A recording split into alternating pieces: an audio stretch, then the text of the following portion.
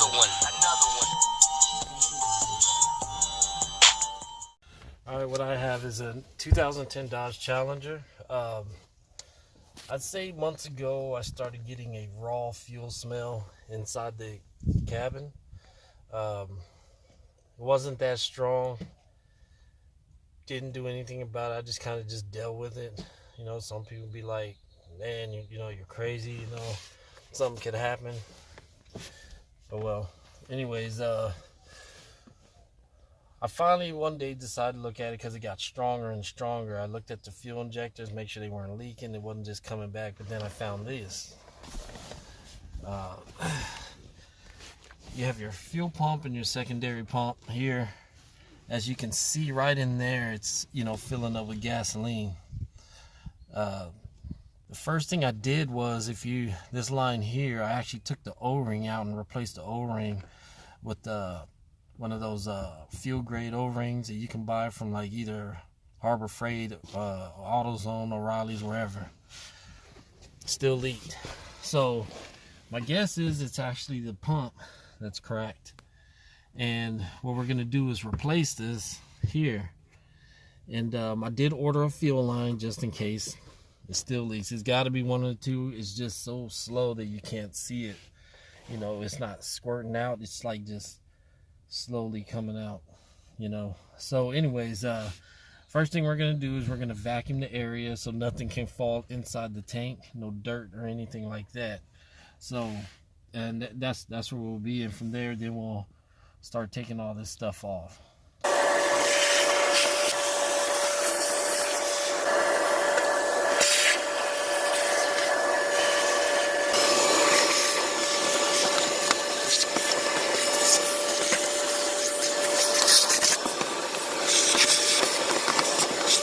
Okay, so first thing we need to do is get this fuel line off. Sometimes they can be a little difficult the way they set it up.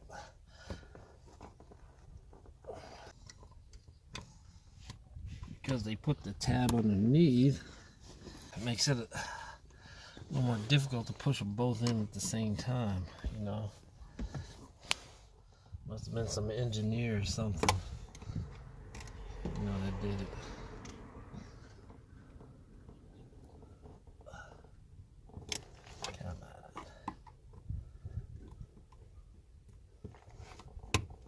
There we go.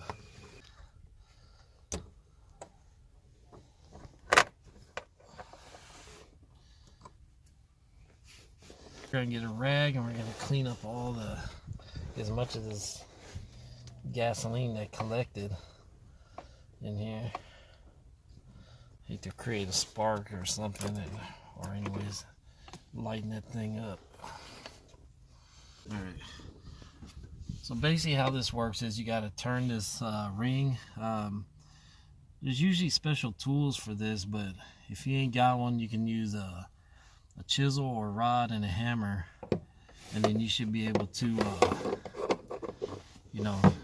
get it to turn around. So you got to kind of work it.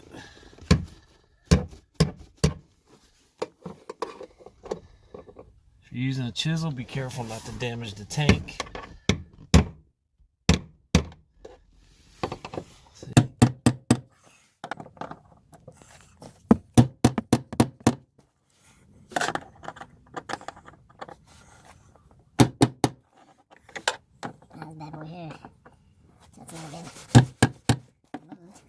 As you can see right here, you can see it's starting to come, just be a little patient with it and you'll see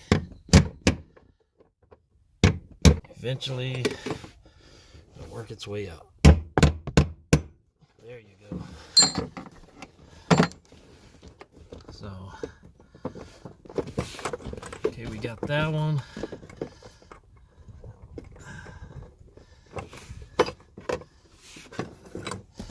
And there's one ring. Now to do this, you have to take off the main part on the driver's side because you have lines that run from there all the way to here. So we'll go ahead and take this one off as well.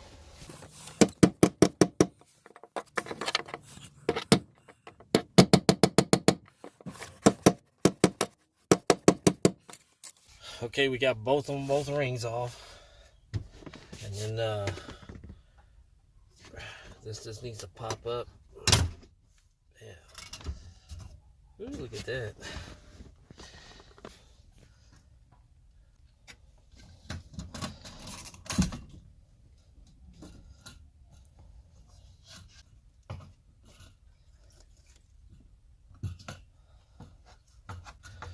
Disconnect here.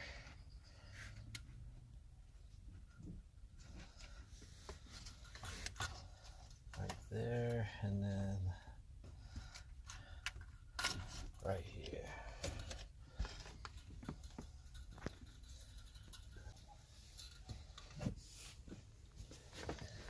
There. I've never taken one of these off before, but at least on this model. So maybe a little different from what I'm used to, and just gotta figure out some things and see how we can get it. So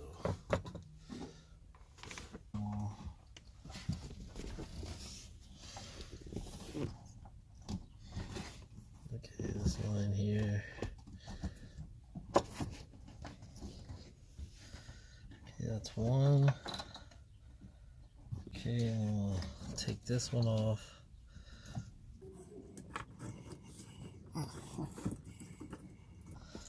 Alright, we got one that's a little stubborn here.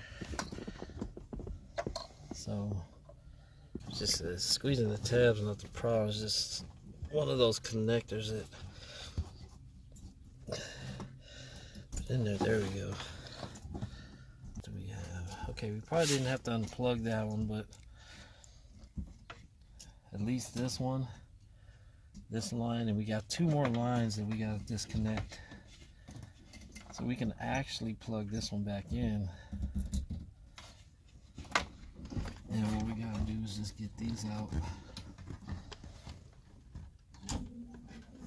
See, there's one here. All right. Disconnected that part. The next thing is, because it runs from the secondary transfer pump to over here, you want to get yourself some string, twine, whatever the hell, and you actually want to connect so when you pull it out you can connect the new one in and run it over and don't have to worry about trying to reach. So we'll do a little bit, not here.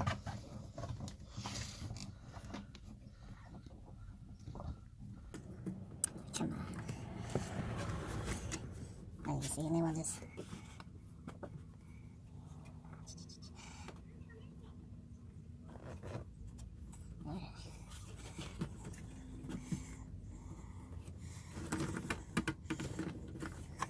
Alright. Okay, the string has to be long enough to go through, plus have some slack. So what I'll do is I'll flip to the other side and so we can pull this thing out. Okay, so now we're on this side. We switch sides, and this here, you know, it's really your, you know, it's like it's a sending unit. Your main fuel pump's on that side, so okay, so this is fuel sensor. You actually have two level, looks like level sensors, you know, on both sides, but you know, and as you can see, I'm pulling. Alright, then you gotta pull it all the way through. Uh-oh. Alright, now look how long this sumbitch is. Like I said, you think Dodge come up with something a little simpler. So go ahead and just let it drain. Probably get some Dawn soap or something and clean this. I'll let that drain a little bit. you definitely gotta have rags with you, because it will make a mess. Really, the whole point of this was to run the fuel all the way down to empty, and then do it. Makes it a lot easier, you know, dealing with the fuel mess. But I added some gas because, you know, I needed to go to work, so I had a little too much. Actually, all I did was 20 bucks and it did it halfway. All right, let's get this. Let's see if we can get this off and pull this bad boy out. Now, I did look on YouTube. You know, I was trying to see if anyone's had this issue. A lot of people tend to have this issue, whether it's a Challenger, 300, Charger, you know, things like that. But no one seems to do. I probably saw like maybe one tutorial, you know, that someone did. But my reason for doing this is to see if more people can see more videos, for one, that have the same issue, and that way they'll be able to do the same thing, you know, figure out what the problem is, know that, you know, the fuel leaks comes from under the rear seat. So, all right, let's pull this out. We'll put it on the ground. There you go. Stop. Okay, so here's the one that I ordered. It's actually Ultra Power. I bought it off Rock Auto, and it's a lot cheaper than going to the dealer. Most people will probably be like, it's nothing like OEM parts, and you know, for the most part, that's true. You know, being a mechanic, I ran into a lot of stuff where things where they didn't work out because they're aftermarket parts. But so far, the things I've gotten on Rock Auto have been pretty solid. You know, Ultra Power is a brand that I've dealt with over the years, whether it was on newer vehicle, older vehicle. They had it, good deal. Now, I did order the fuel line, the line that I took off of this, but that was more of a safety type measure. Like I said, I replaced the O-ring in it, and it still leaked. So I'm thinking on this old one, if you look closely, maybe somewhere around there, or maybe on here, it might have a small crack to it.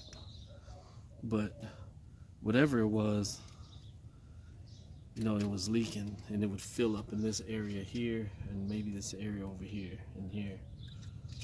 So, and this is the reason why we're replacing it. This was what, 58 bucks? 58 bucks on Rock Auto, so it's not a bad deal.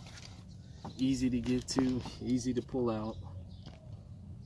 You know, even if, let's say, it didn't work out, I'm gonna keep this one, you know, for certain parts. Maybe the level sensor, you know, things like that. You never know what you might need off some of these old parts. A lot of people throw them away. They'll save you money in the long run.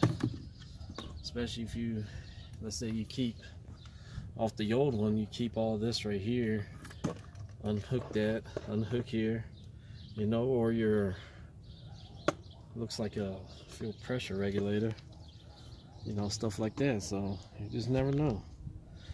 All right, so what we're gonna do is we're gonna put this one in. We'll tie it to the string that we took off. You know, see how it goes. All right, since we're in this here, before we actually put it in, it came with the new O-ring, so just take this one out. And it really isn't, you know, it really isn't bad. It wasn't leaking. So usually stuff like this I'll keep.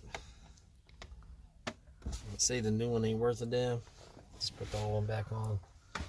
You know, ran into that before. You get new parts, ain't worth a damn. You end up going back in with the old one for it to work. So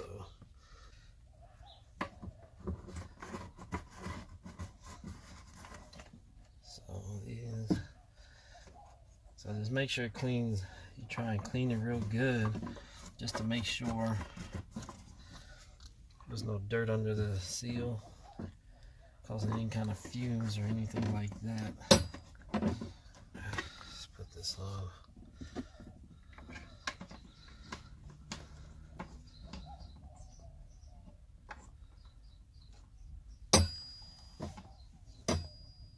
Little bastard don't want to stay in place. Okay, we'll worry about that when we get to that point. Okay, so here's the new one. Okay, so we tied the string on there, as you can see, and we're ready to fish this thing through. So we'll send it through. And go ahead and pull the string slowly. Pull it.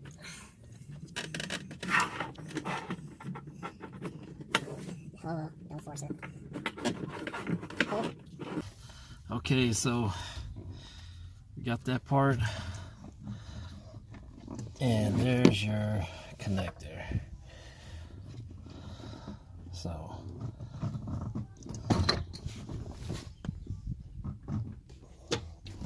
okay, we got that. Now what we'll do is we'll cut the string off. You know, I should have had a razor blade, you know. These lesbians don't help.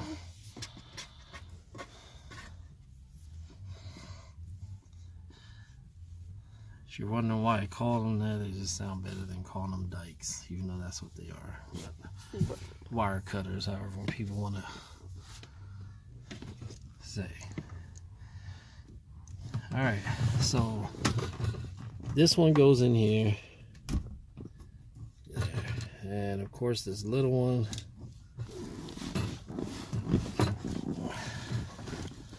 goes right here. There. Okay, this one here goes right on there. Now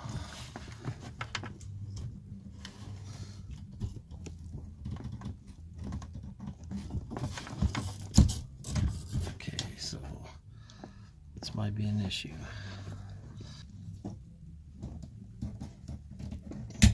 There, snaps on.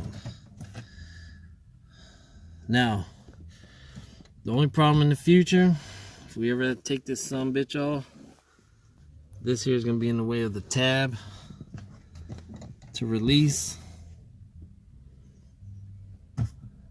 Oh well, it happens. Alright, here's our connector.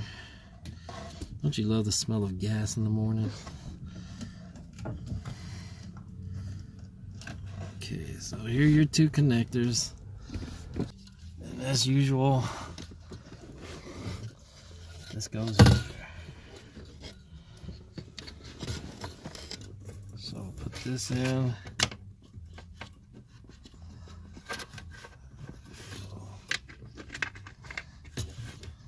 And this connector goes back in right here.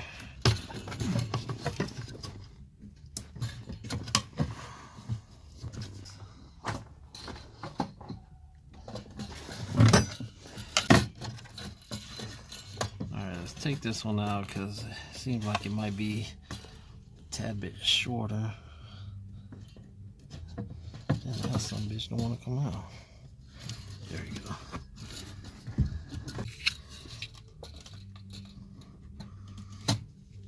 Okay. So it'll be a little tougher, I guess. You know, trying to get this bad boy to line up. And but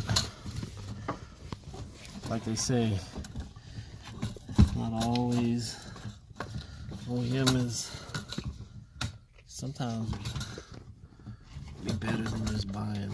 Oh, there we go. Let's get this bad boy. Alright, there we go.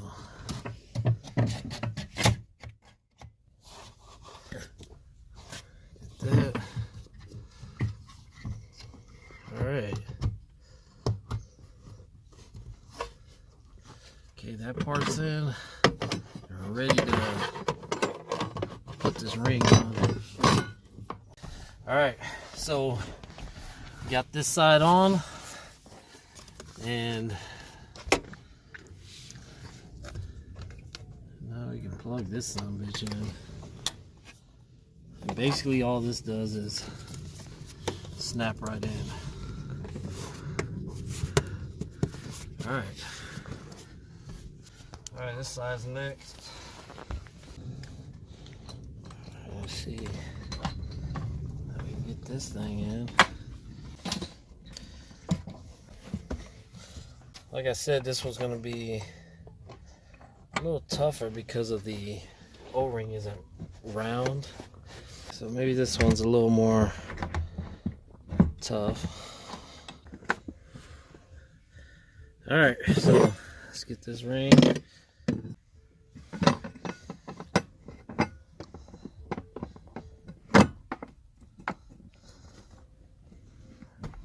Now, same thing. Try and get this ring in. Alright, I'm going to go ahead and get this in, and then we'll clean up and then put the line on, start it up, and now we'll really tell if it was the pump or the line issue. So, alright, let's get to it.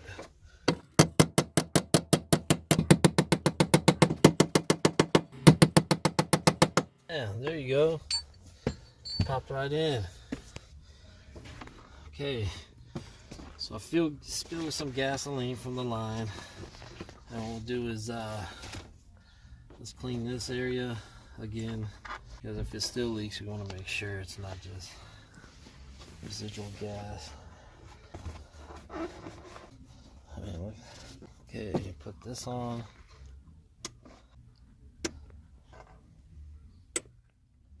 Bam.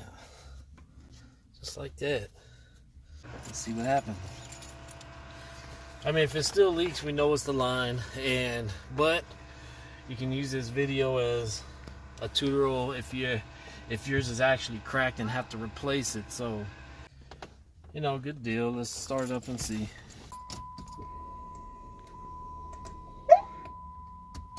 Uh-oh. You hear that? Mm-hmm. Let's try it again.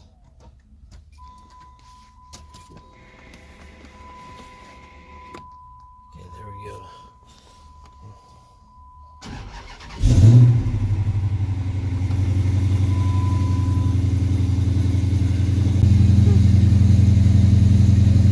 Give it a little time, see what happens. You know, even if I have to replace the line, like I said, probably because but then again, the O-ring in it, when I went to replace the O-ring, it broke. So yeah, I had no choice but to replace it. And what they have is they're called Viton O-rings. You can get them at AutoZone or Riley's. You get a better deal at Harbor Freight. You get 100 and some for like $8, but these are the color they are. Right here, they're kind of a brownish O-ring, and that's what I did. I replaced that O-ring because it broke on the way out, and it broke a little easy. Still has a little bit of fuel smell in it, but we're gonna put some soapy water and just kind of just rub everything in.